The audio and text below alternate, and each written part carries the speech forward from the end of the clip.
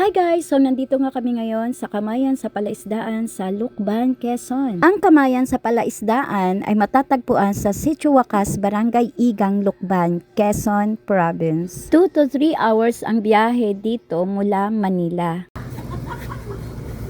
Teka lang, yung bag ko. Naiwan ko yung bag ko. Here. So let us continue my mini tour. Dito daw yung best spot para magkamayan fish, tapos magpa-fish spa after. Pero wala naman kaming plan na magtagal dito, kaya mukhang hindi ko na kayo maitutour papunta doon sa fish spa. Kain lang talaga ang sadya namin dito dahil may iba kaming pupuntahan. Pupunta nga kami sa Pagbilao, Quezon. So ito yung aming first stop pagdating namin dito ng Lucban para kumain kasi gutom na kami. Ito nga ang actual size ng airplane, kaya ganito rin kalaki yung kanyang gulong. Grabe ang laki talaga. Parang mas malaki pa sa gulong ng truck. Nakakabilib nga ang disenyo ng kainan na ito. Biro mo, kumain ka sa loob ng airplane.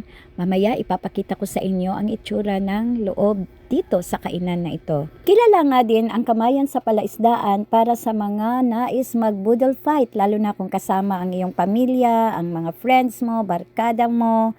Naku, siguradong maa-amaze ka, matutuwa ka sa mala nature vibe na lugar na ito. Sobrang na-amaze nga ang bawat isa sa amin, lalo na first time naming ma-experience nakakain sa loob ng airplane. Ryan! Ayun, diba? Yan, transfer. Oo. Yeah.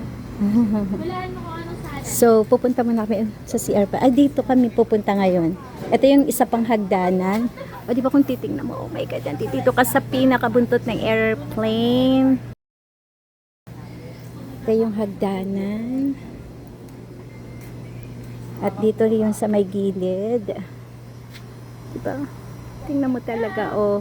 Yung sakayan, talaga, diba, dito naman normally pumapasok pagka magbo-boarding na, ay boarding, magpa-flight na. Ito yan. Look at this one. Tingnan mo. Napakaganda. Galing.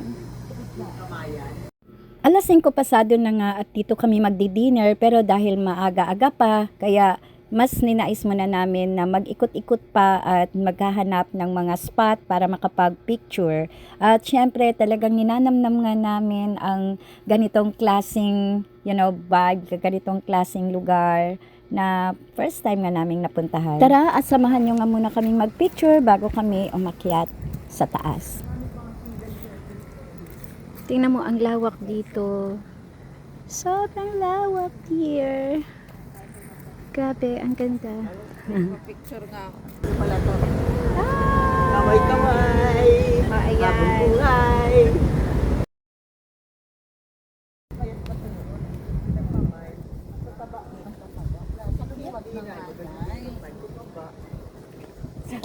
Ay, okay ka lang. My God, ayoko sa bato. Nadulas. Akit na tayo sa kudiya.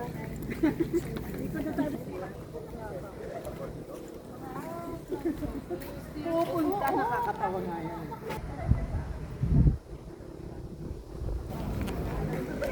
And guys, so here na nga ang most awaited part. Ngayon ay akyat na nga tayo sa loob ng airplane. So tara, let's go. Samahan niyo pa rin kami dito sa experience na ito. Ngunit bago nga kami pumanhik sa taas ay napagkaisahan nga muna namin na magpa-short video para nga dito sa may kabuuhan ng aming kakainan.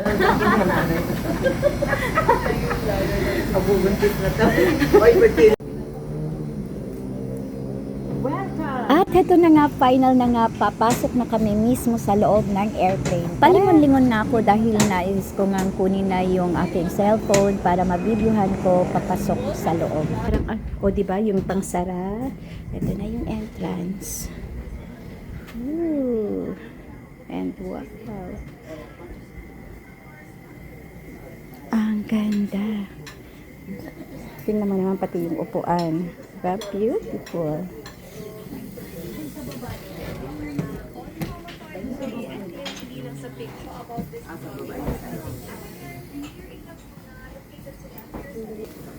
Itag mo na ito.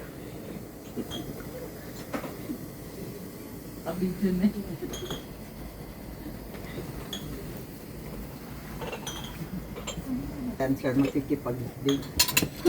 Surprising niya si A. Huwag ka muna sabihin sa'yo.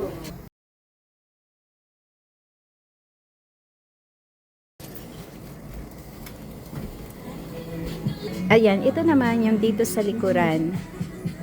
Ayan, doon pupunta si Nanay Ines sa CR. Ito yun, dito sa likuran. At syempre, para magmukhang maluwag ay merong salamin. Ayan, diba? Ang gusto ko rin dito ay meron siyang chandelier. At of course, yung mga bintana ng airplane. Here. Ang upuan nila, ganda. Yeah. Siyempre, ako'y umaura muna. Aba, magpapahuli pa ba? Manay galaw, Nay. Ha?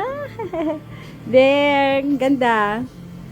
Kasi nabasa ko, magpakarali daw ang pag-post-post eh. Kakain? O aawra? Naging lalaki.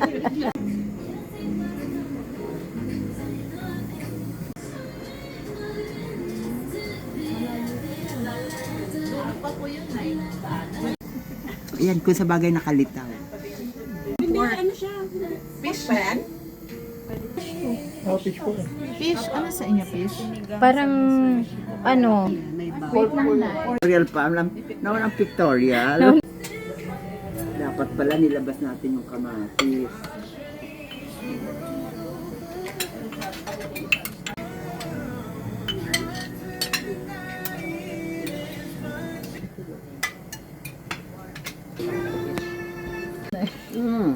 Tama yan, mag-start ka na at 40.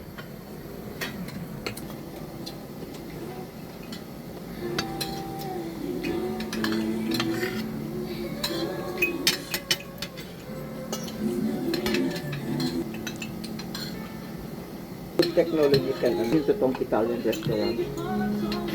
Starter pala mabubusog ka. Sarap.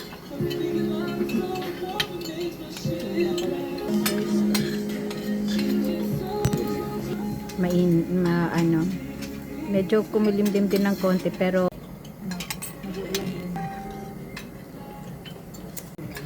Laging binabaha. yung Milk tub.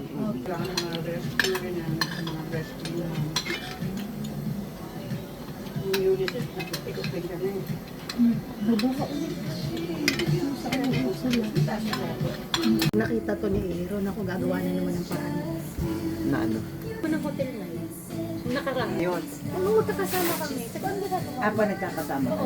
Ayan. oo. May pangtanga nga kami doon. Okay, so ito gabi na nga kami. Gabi na kami natapos kumain at pupunta na kami mismo dun sa venue to cut my face. Ano, sobrang haggard. Okay, ito na yun. Bye! Babalik kami dito. Babalik ako dito with my children.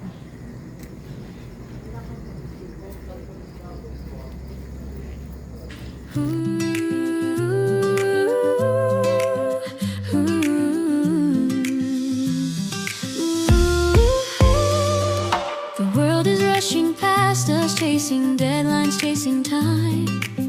Lost in the future, obsessed with the next climb.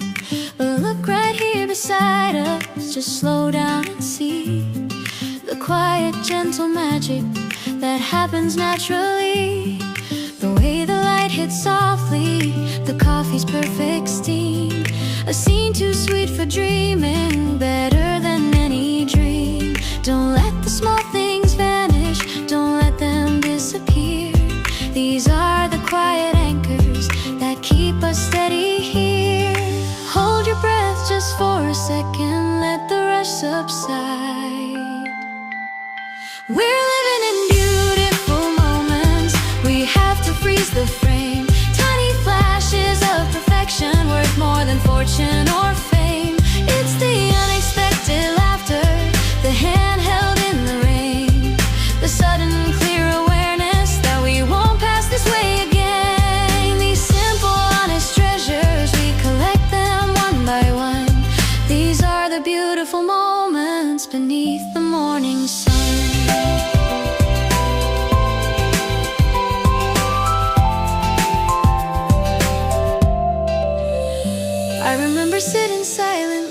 just watching you read a book.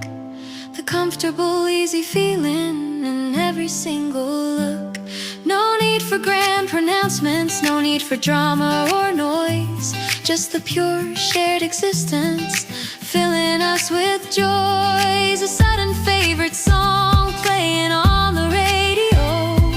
A gentle knowing glance, a quiet, peaceful glow. Don't let the small things vanish, don't let them disappear. These are the quiet anchors that keep us steady here. Hold your breath just for a second, let the rush subside. We're living in beautiful moments, we have to freeze the frame. Tiny flashes of perfection, worth more than fortune or fame.